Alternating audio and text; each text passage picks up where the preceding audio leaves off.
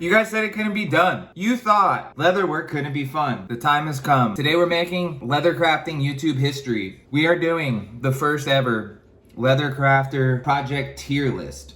I will be basing my judgments and grading scale off of 1, do you get fair money or do you get haggled with pricing a lot? 2, how much do I enjoy doing the project because this is my video and my YouTube channel? Number 3, the customer experience. Are customers shitty or annoying when they place an order for these items? I know you're not supposed to say that, but let's be realistic. And sometimes some of these projects kind of attract certain types of people. And 4, just the honest truth. We're gonna not waste any more time because this video is kind of long and we're gonna jump right into this. All right, let's do this. All right, so first off, we have men's Roper wallets, like these kind of tall wallets. These are just like really fun. You can get decent money for them. People are usually understanding that it's like a little bit more expensive than the others. You know, you never really deal with customers haggling with you. The layout's really cool. I usually like to break it up into these 2 panels, or you can go and basically blow out this spine and do one large kind of square piece. Honestly, one of my favorite projects to do. We're starting off strong. We're gonna move it to the A tier. Sticking with the wallets, we're gonna do men's billfolds. Very similar to the Roper wallet, except I swear to God, like men's wallets, most of the time, it's like wives or girlfriends getting wallets for their, husbands or their boyfriends or whatever. And honestly, they always want to put 20,000 things on this tiny ass square. Like this square is only maybe, 4 inches by like 3 inches. There's a front and a back, but it's like, I can't fit a dragster and a guy riding a horse and a welder as well as floral and his initials on it. So as much as I love making these wallets, the ordering process and having to tell everybody like you only get half of what you want because what you want is 10,000 things. Because of that, we're going C tier. All right, cool. Next, we're gonna take it to the barnyard. Nosebands or these like bronc halters or whatever you wanna call them. I most of the time build these nosebands off of an existing halter.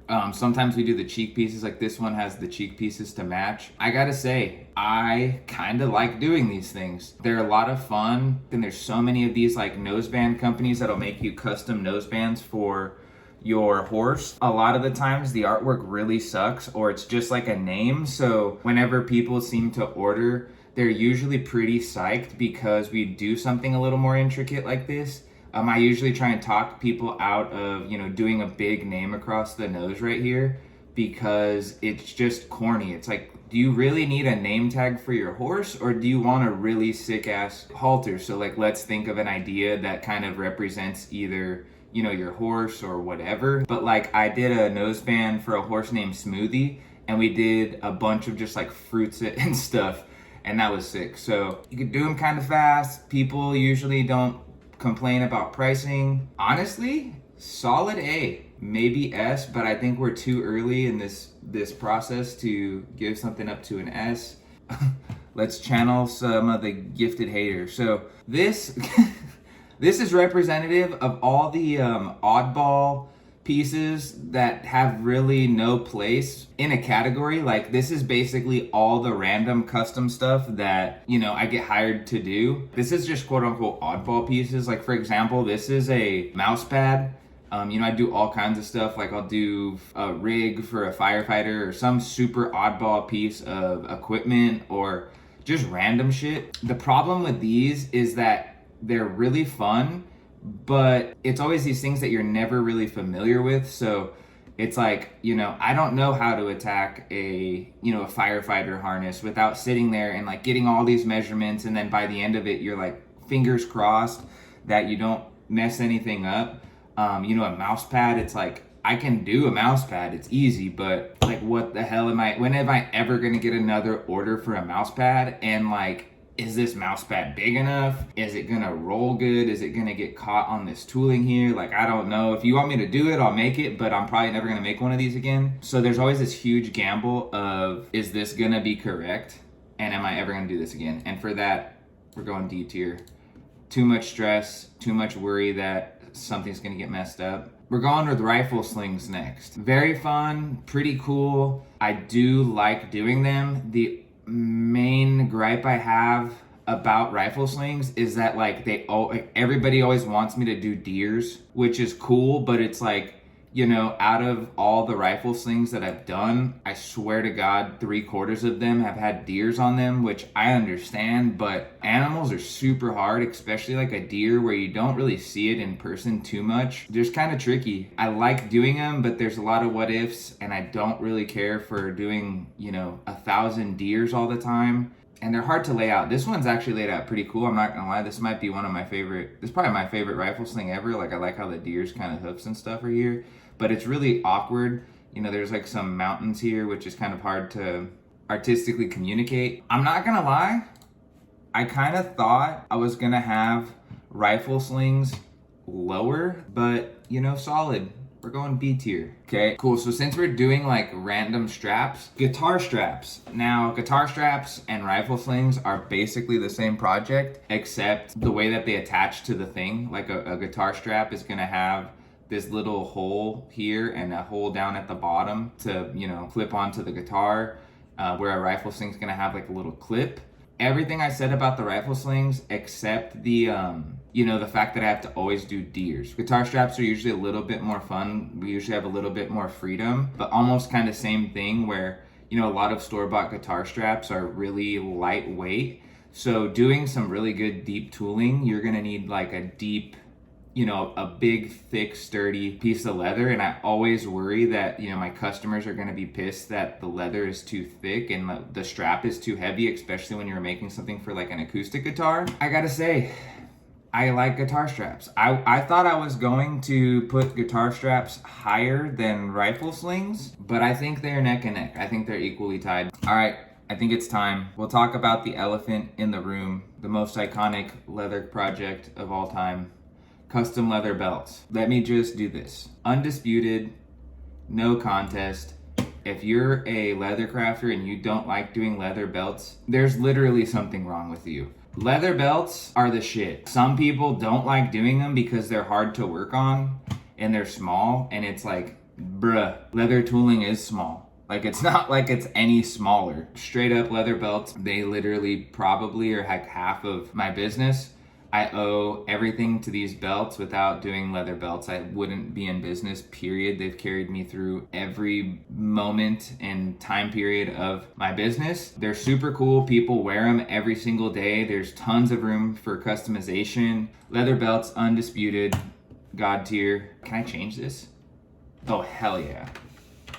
We're putting God tier.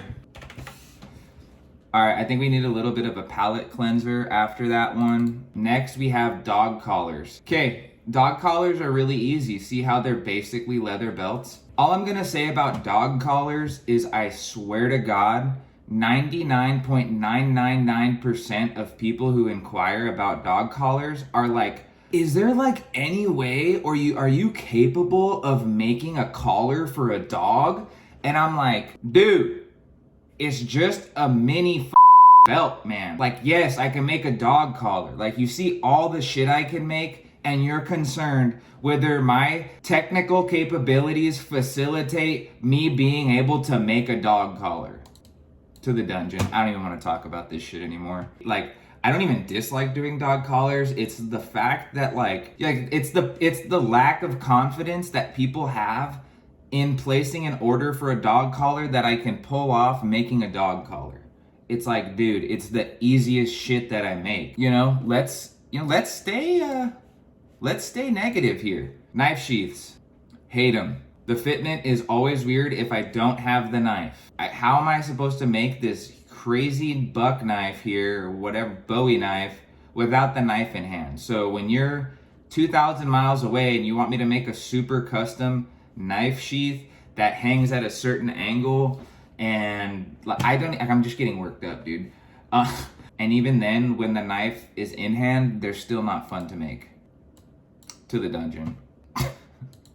easy to the dungeon. I don't know if we're gonna have much mid in this this tier list here, you guys. We're gonna do ladies' wallets. Ladies' clutch wallets are really fun. I love the layout because you have all these cool panels. So you have this like front flat panel here, and then you have this like lower front flat panel, and then you also have a panel on the back side, right? That's the whole thing. So you get these cool panels to work with. Honestly, a lot of the time, people, when it comes to design, ladies are usually really hyped and cool, and like, maybe not, advice isn't the right word, but like, you know, telling people what you think and like being able to work with you as an artist.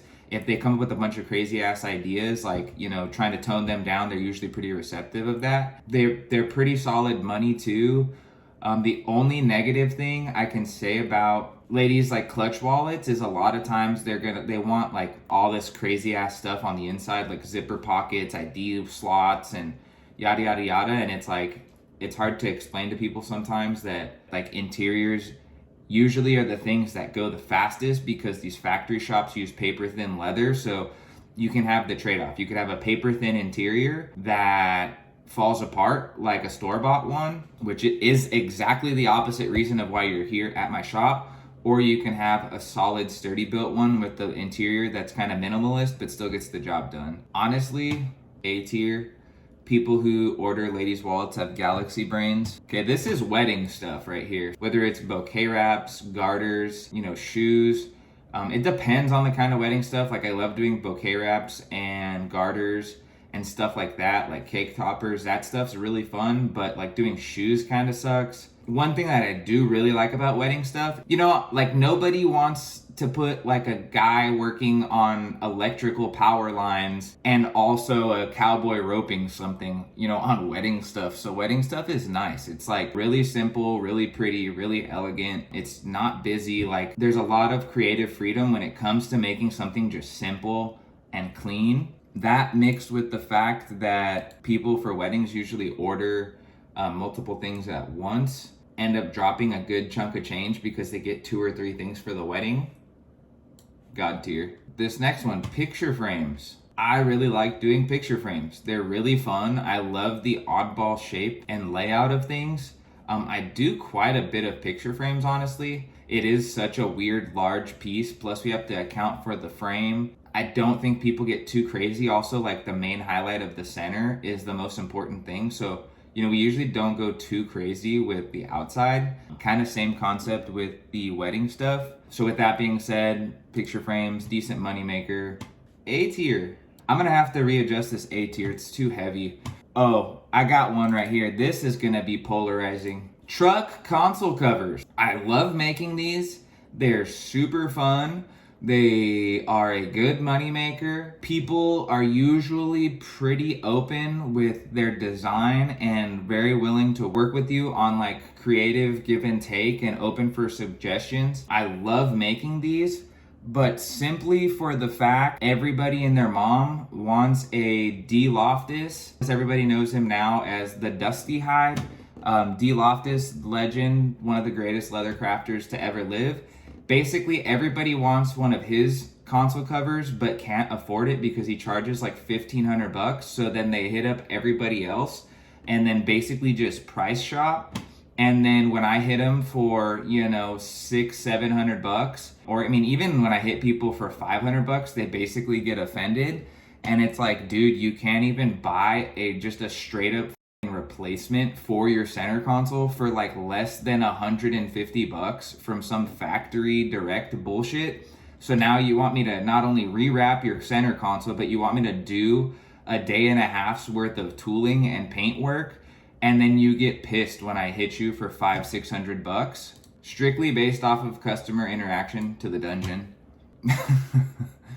All right, I got one. The old shaving kit, aka the men's travel bags, aka the DOP kit, whatever you want to call it. I'm pretty torn because I feel like this project is pretty mid. This is a pretty mid project. Like, I don't know. It's kind of a mid project. Like, the tooling on it is fun, the construction's fun, but like securing the middle part around the outside, the gusset with the zipper, is a nightmare. It's split down the middle on customers because most of the time it's for women who want to order something for their, boyfriends or their husbands for a gift or an anniversary or something.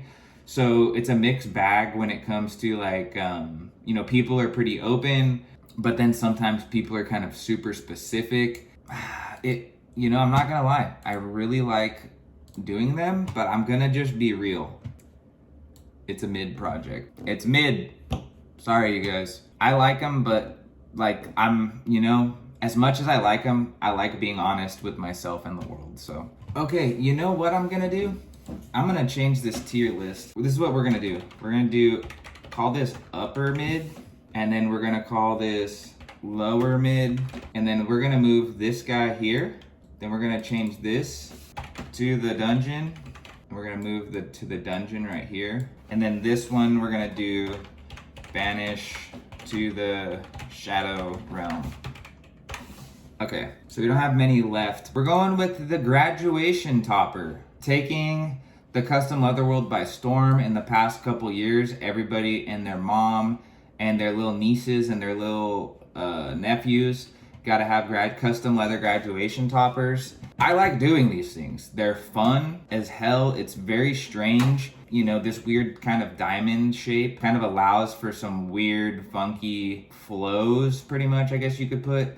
The only real negative thing I can say about these is people want to put too much shit on them. They're not that much space to work with. I like these. You can, the money for them is pretty decent, because the fact that it is also kind of like high pressure. You only get one shot with people's, graduation and stuff. I want to put them God tier, but I'm going to be real.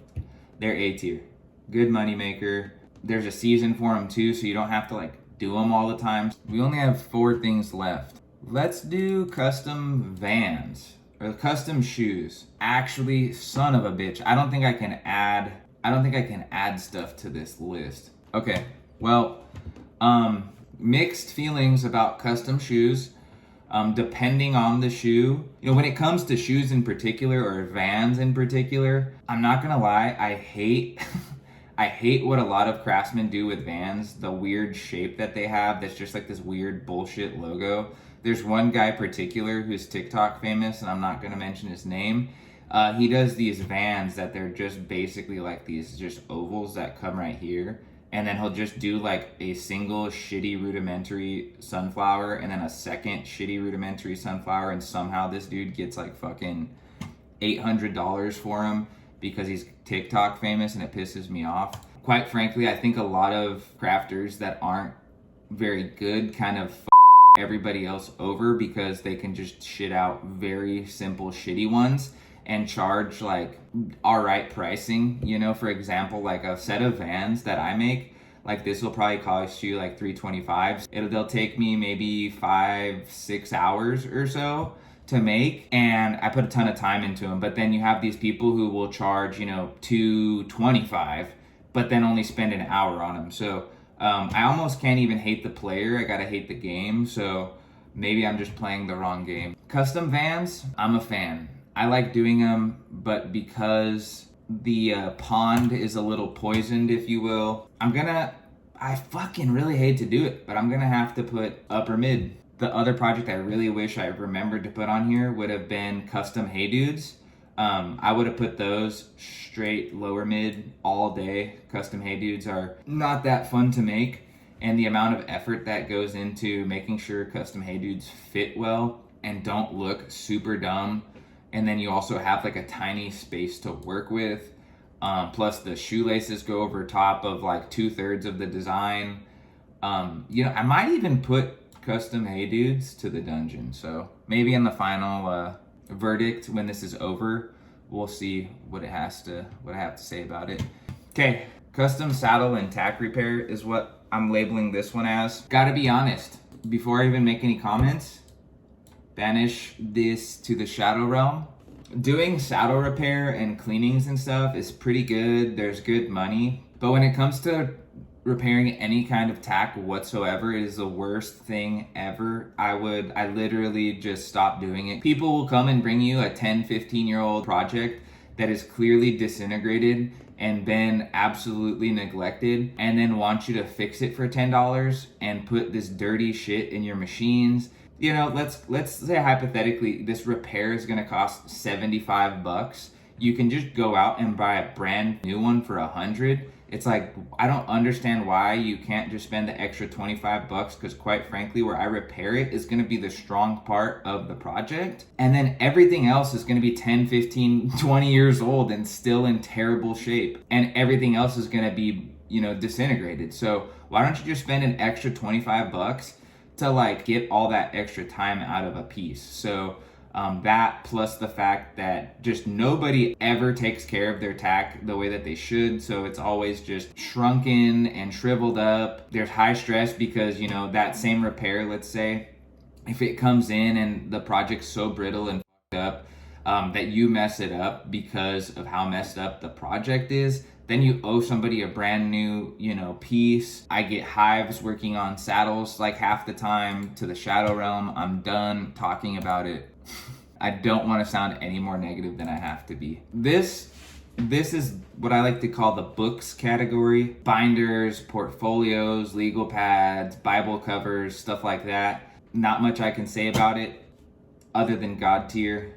Enlightened God tier. Definitely above the wedding stuff. You know, I want to put it the God tierest of all. I would like to put it here, but strictly based on how much I just owe belts. Too much, but way up there, God tier. You know, they're really fun.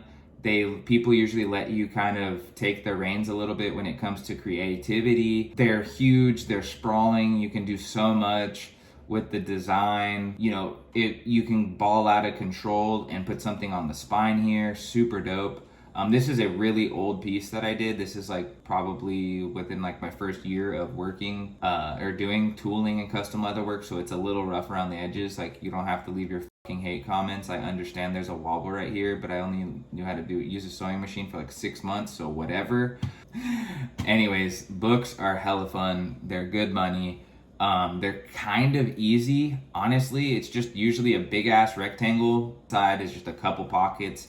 Stain those pockets up, glue and clamp them together, and just run a big old boom, and you're done. Really great project. You know, most of the money that you're charging people is going to go straight into the art time, so you can work with people's budgets really well. You know, let's imagine this piece here, but completely blank. Somebody can go, you know, I only have $200. Can go, okay, cool, I could put your name here, maybe like some basket weave or something simple. Or you can have somebody come at you like, hey, I have $1,000 to spend on this, and then, you know, pay you to do something bonkers like this and everything in between. There's a lot of wiggle room to make people as happy as possible. So definitely high God tier. I would honestly put it higher than belts, but like I said, because how much I owe to belts, I'm not gonna do belts dirty like that. I'm gonna let my own wants and wishes go to the wayside, sheerly on principle of what I owe to the belts. Okay, lastly, here we go. You might be asking what these are. Some of you might know, some of you might not. These are beer koozies, custom tooled beer koozies. I'm gonna pull some up. Yeah, custom tooled beer koozies.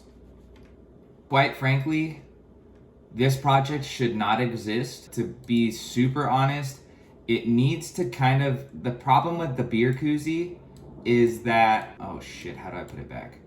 Okay, well, I'll just kind of dangle it around. We'll guess. Does anybody want to put any guesses on where beer koozies are gonna go? The thing with beer koozies is that they are incredibly galaxy brained. They kind of deserve to go here. Above the God tier. Like, if you're gonna drop $150 to $200 on an insulated sheep wool beer koozie, you're just galaxy brained, enlightened level God tier. But quite frankly, this leather project really shouldn't exist, so it's going in the Shadow Realm. Deep down, I want you guys to know that I believe that it goes here, right above the God tier, but in reality and practice goes to the Shadow Realm. Nobody needs one of these. This shouldn't exist. It's absurd. You know what? F it. No, banish to the Shadow Realm. But it's not the worst of the worst. It's ironically in the Shadow Realm. Saddle and tack repair is the bottom of the Shadow Realm for sure. There we have it. Leave your hate comments in the description below. You witnessed it here, the first ever leather crafting tier list.